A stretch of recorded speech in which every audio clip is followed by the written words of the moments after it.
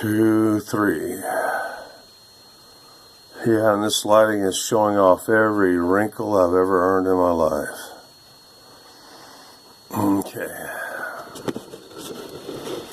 You know, in broad daylight look a lot better and properly lit, like I did on the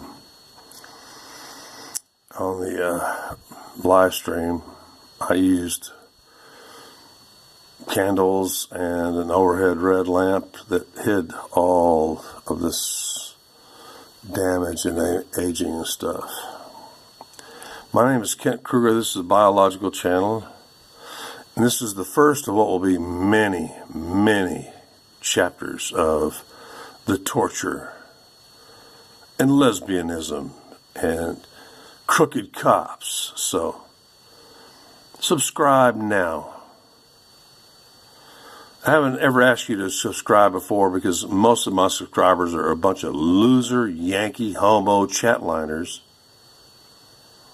I've driven them off. I've driven off almost now 16, 18 subscribers because either they were hippies or chatline homos.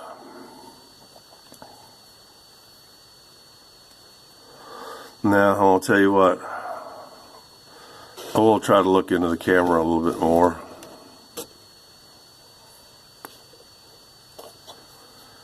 I'm going to tell the story real slow because, number one, it's true.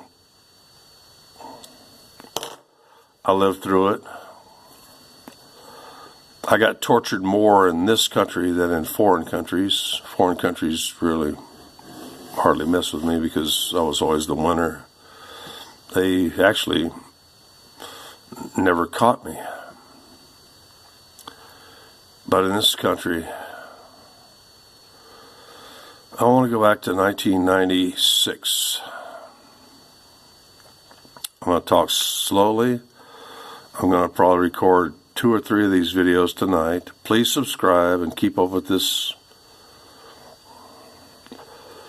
series of videos because every word that I'm about to say is absolutely 100% true. And all you Negroes and you hippie wannabes or whatever, you need to listen to this because this is the true story of a man that was tortured in one-man cell number 3, Brazos County, Texas, in 1996 and 1997. Yeah, I'm about half hammered. I really need to get totally hammered. It's almost like 7 o'clock now.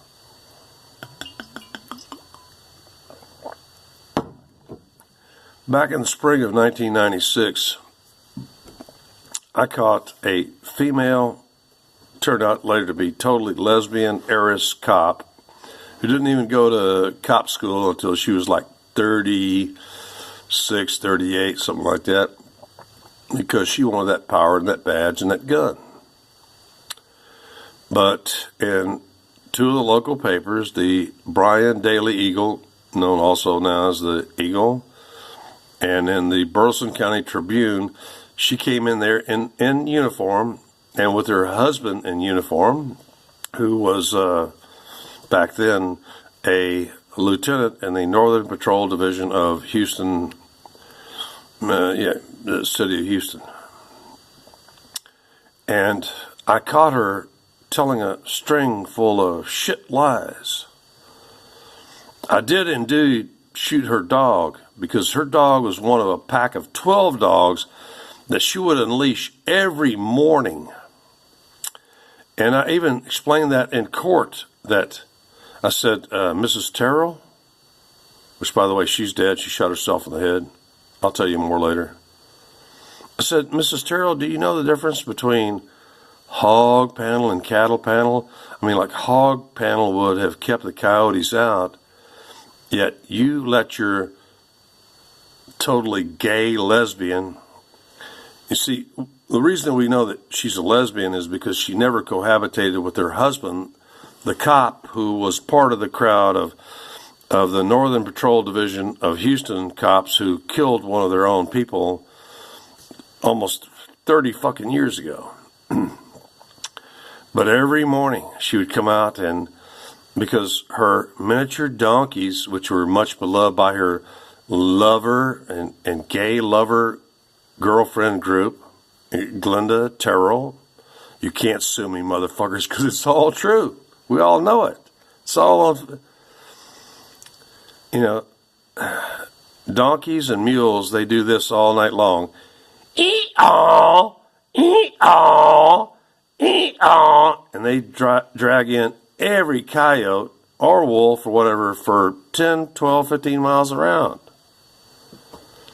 And every morning she would get up, because being an alcoholic, you don't sleep. That's what she was. So was her husband. So was my neighbor Linda, which I had to get my neighbor Shane straightened out on. I mentioned it in the other video. I'll get to it.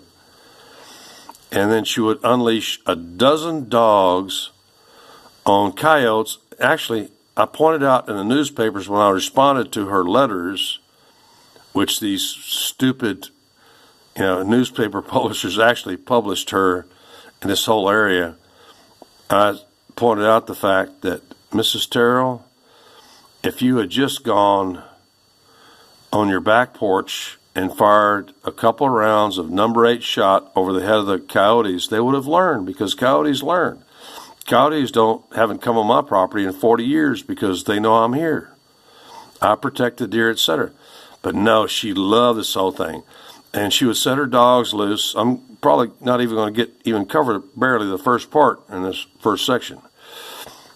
Her dogs, all 12 dogs, she would let them loose to chase the coyotes, and they would go out, and on one occasion, they stole a $200 down bag that I had hanging and drying, and in other cases, they would go and kill Walter Shoemakers. We just call him Walter Shoemake because I'm a local. My people have been here for 200 years next year, and you, Carlos Ann Terrell, are dead and in the grave. And a bunch of you people who think that you own and run this county, you've already left, been fired, or you're dead and in the grave. So,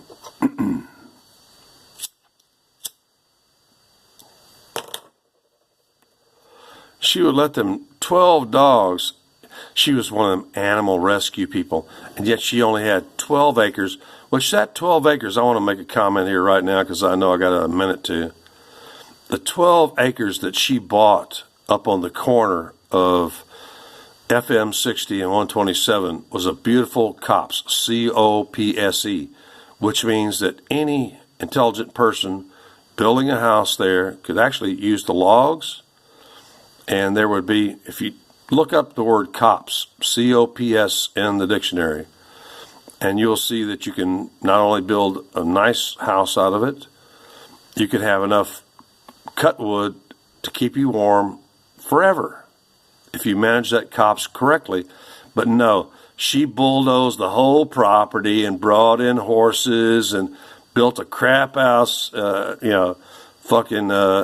cabin first that she then rented out to some lonely, young, handsome, hunky, deputy, etc. And she lived there, but she and her husband, which is the proof we have, she and her husband never cohabitated. They were total drunks. They'd get together, get drunk, and they'd drop all their beer cans on my property, which Mr. P. Wonka, Mr. Shoppy, others would notice and stuff after I already, busted her back in 97. But she was just like the most useless psycho dyke cop. Most of you cops are fucking dykes. Most of you female cops, we know you're fucking dykes. Just like the dyke that tried to fucking frame me twice in the last 30-something months. Don't even know if she's still around. And both cases were thrown out immediately by the judges because there was no proof of a commission of a crime. And the cop that I'm talking about, Detective Andrea Guidry, I'll get to that in another video. I'll skip it right now. I'll come back. I want to get to the point to the fact that Carlos Ann Terrell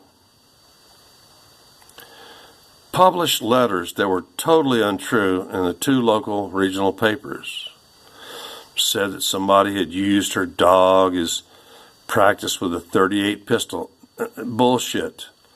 I even had a Texas A&M veterinarian up on the stand and pointed out that he was not a ballistic expert and that a triple-aught buckshot, which is 9 .38 caliber rounds, looked totally freaking different than a .38 pistol.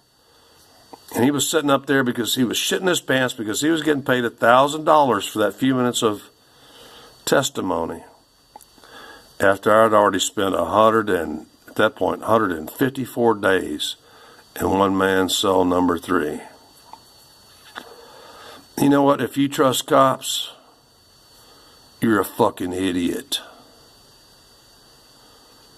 They're liars, they're framers, unless that cop's a member, even if you're a member of his congregation, etc. If you trust cops, I'm with the black folks on this one.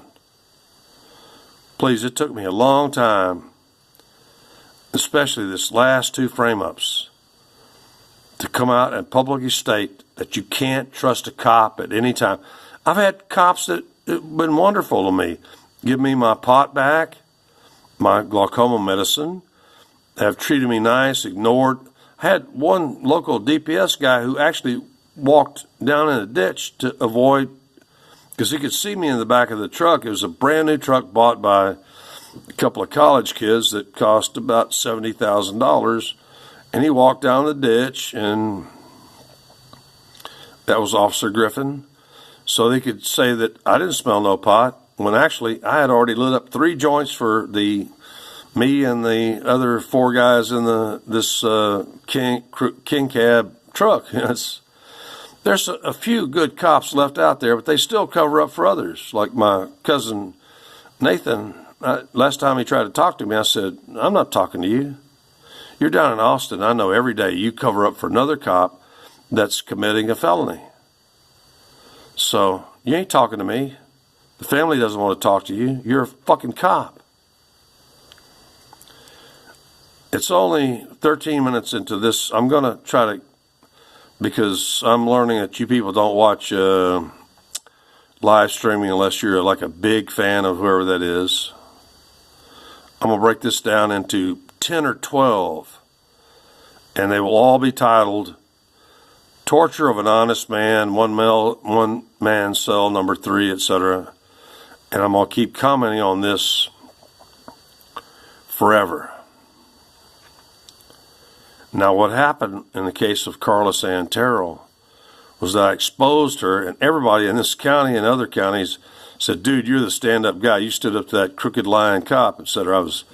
People actually framed the newspaper letters and articles and stuff and put them on their wall. But by October, she framed me. She used the mayor of Bryan, Lonnie Stabler, her little gay buddy, Hilda Ferris, etc., to claim that I had committed not 1 but 2 counts of retaliation. That's 20 years in prison.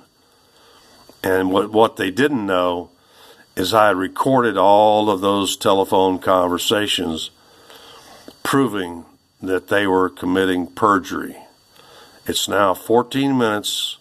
I'll go to another section, but I want to tell you, if you think that you're safe, you're full of shit. At any time, the cops that are your buddies and your drinking buddies and shit, they will turn around and put you in a one-man cell and torture you like they did me for 155 days, which I will go into greater detail in the next 5 or 10 episodes of Man Framed and Tortured One Man Cell Number 3. Okay?